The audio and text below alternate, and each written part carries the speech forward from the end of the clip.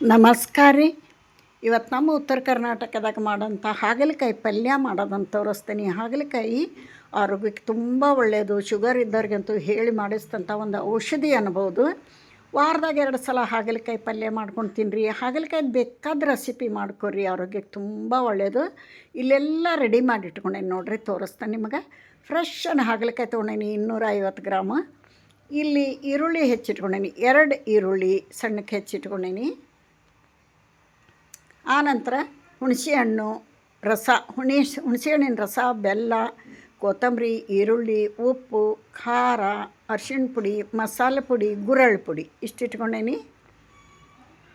ಆನಂತರ ಶೇಂಗಾ, ಕಡಲೆ ಬೀಜ ಸ್ವಲ್ಪ ಹುರ್ಕೊಂಡು ಪೌಡ್ರ್ ಮಾಡಿ ಇಟ್ಕೊಂಡೇನಿ.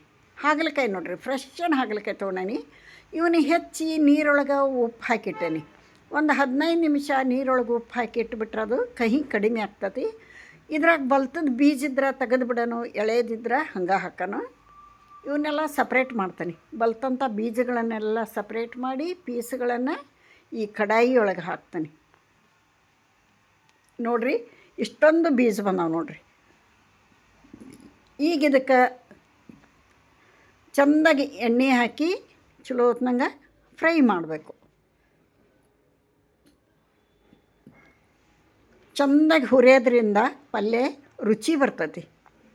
ಅರ್ಧಂಬರ್ಧ ಹಸಿ ಉಳಿಯಂಗೆ ಹುರಿಬಾರ್ದು, ಹಸಿ ಸ್ಮೆಲ್ಲೆಲ್ಲ ಹೋಗಬೇಕು, ಚೆಂದ ಫ್ರೈ ಆಗಬೇಕಿದು. ಬಿಸಿ ಬಿಸಿ ಜೋಳದ ರೊಟ್ಟಿಗೆ ನೋಡಿರಿ ಹೇಳಿ ಮಾಡಿಸ್ತಂಥ ಒಂದು ಪಲ್ಯ ಭಾಳ ಅಂದ್ರೆ ಭಾಳ ರುಚಿ ಆಗ್ತೈತಿ. ಒಂದು ರೊಟ್ಟಿ ಹೆಚ್ಚಿಗೆ ತಿಂತೇವೆ, ಅಷ್ಟೊಂದು ರುಚಿಯಾಗಿ ಬರ್ತೈತಿ ಇದು.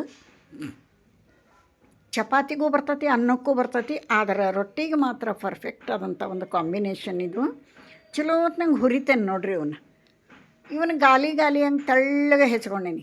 ನೀವು ಗಾಲಿ ಹಂಗಾರ ಹೆಚ್ಕೋರಿ, ಹೋಳಾರ ಮಾಡ್ಕೊರಿ, ಅದು ನಿಮ್ಮ ಇಷ್ಟ. ನಿಮಗೆ ಹೆಂಗೆ ಬೇಕು ಹಂಗೆ ಹೆಚ್ಚ್ರಿ. ಹುರಿದಿದ್ದಾಯ್ತು ನೋಡಿರಿ, ಒಂದು ಬಾಲಿಗೆ ತೆಗಿತೇನೆ.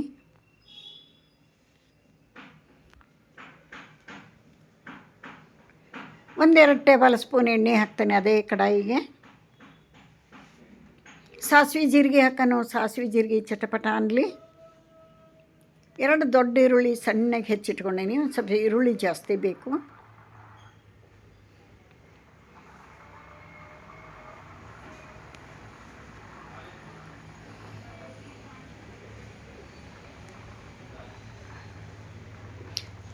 ಒಬ್ಬೊಬ್ಬರು ಒಂದೊಂದು ಥರ ಮಾಡ್ತಾರೆ. ನಮ್ಮ ಮನೆಯೊಳಗೆ ಮಾತ್ರ ನಾವು ಇದೇ ಥರ ಮಾಡೋದು. ಎಷ್ಟು ಕಹಿ ಆಗಲ್ಲ. ಹಾಗಲಕಾಯಿ ಅಂದರೆ ಮೂಗು ಮುರಿಯೋರು ಸಹಿತ ಹಾಗಲಕಾಯಿ ತಿಂದು ಹೆಂಗೆ ಮಾಡಿರಿ ಕಹಿ ಆಗಿಲ್ಲ ಅಂತ ಹೇಳಂಥ ಪಲ್ಯ ರೆಡಿ ಆಗ್ತತಿ. 2 ದೊಡ್ಡ ಈರುಳ್ಳಿ ಸಣ್ಣಗೆ ಹೆಚ್ಚಿ ಹಾಕೀನಿ. ಇದು ಹಸಿ ಸ್ಮೆಲ್ ಹೋಗಿ ಚೆಂದಾಗಿ ಬಾಡಿಸ್ಕೊಳೋಣ. ಯಾವಾಗಲೂ ರುಚಿಗೋಸ್ಕರ ತಿನ್ನೋದಕ್ಕಿಂತ ಆರೋಗ್ಯಕ್ಕೂ ಸ್ವಲ್ಪ ವಿಚಾರ ಮಾಡಬೇಕು. ಆರೋಗ್ಯಕ್ಕೆ ತುಂಬ ಒಳ್ಳೆಯದು ಹಾಗಲಕಾಯಿ. ವಾರದಾಗ 2 ಸಲ ನಮ್ಮ ಮನೆಯೊಳಗೆ ನಾವು ಮಾಡೇ ಮಾಡ್ತೀವಿ. ನೋಡಿರಿ, ಈರುಳ್ಳಿ ಬಾಡಿದ ನಂತರ ಇವೇನು ಫ್ರೈ ಮಾಡಿ ಇಟ್ಕೊಂಡಿರ್ತೀವಿ ಹಾಗಲಕಾಯಿ ಪೀಸ್ಗಳನ್ನು ಹಾಕೋನು. ಇದಕ್ಕೆ ಹುಣಸೆ ರಸ ಹಾಕೋನು. 1 ಲಿಂಬೆ ಹಣ್ಣಿನ ಗಾತ್ರದಷ್ಟು ಹುಣಸೆ ರಸ ತೆಗೆದಿಟ್ಕೊಂಡೀನಿ. ಬೆಲ್ಲ ಹಾಕೋನು. ಹುಳಿ ಹಾಕಿನ ಬೆಲ್ಲ ಹಾಕಲೇಬೇಕು, ಬೆಲ್ಲ ಹಾಕೋನು. ಆನಂತರ ನೋಡಿರಿ, ಉಪ್ಪು, ಮಸಾಲೆ ಪುಡಿ, ಖಾರ ಪುಡಿ, ಅರಿಶಿಣ ಪುಡಿ, ಗುರಳ್ಳಿ ಪುಡಿ ಇದಿಷ್ಟು ಮಸಾಲೆ ಪುಡಿ ಮನೆಯೊಳಗೆ ಮಾಡೋದಂಥದ್ದು. ಆಮೇಲೆ ಗುರಳ್ ಪೌಡ್ರಂತೂ ಇರಲೇಬೇಕು. ಇದೆಲ್ಲ ಹಾಕಿ ಚೆಂದ ಕಲಸಿ 1 ಲೋಟ ನೀರು ಹಾಕೋನು. ಕುದಿಬೇಕಿದು.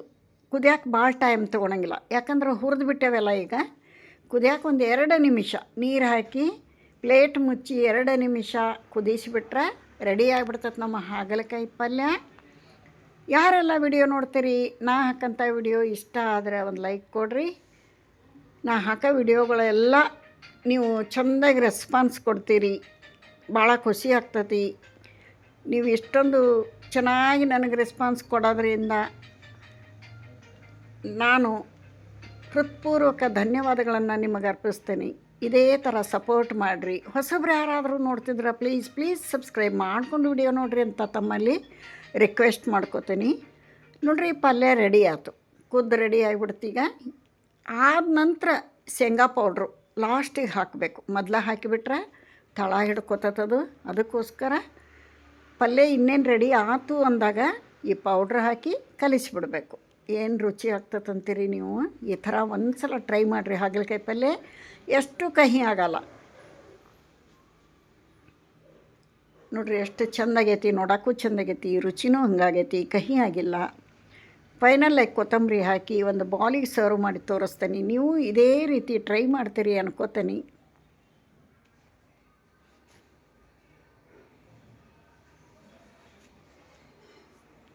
ಇಲ್ಲಿಗೆ ವಿಡಿಯೋ ಮುಗಿಸ್ತೀನಿ. ಮತ್ತೊಂದು ರೆಸಿಪಿಯೊಂದಿಗೆ ಸಿಗ್ತೀನಿ.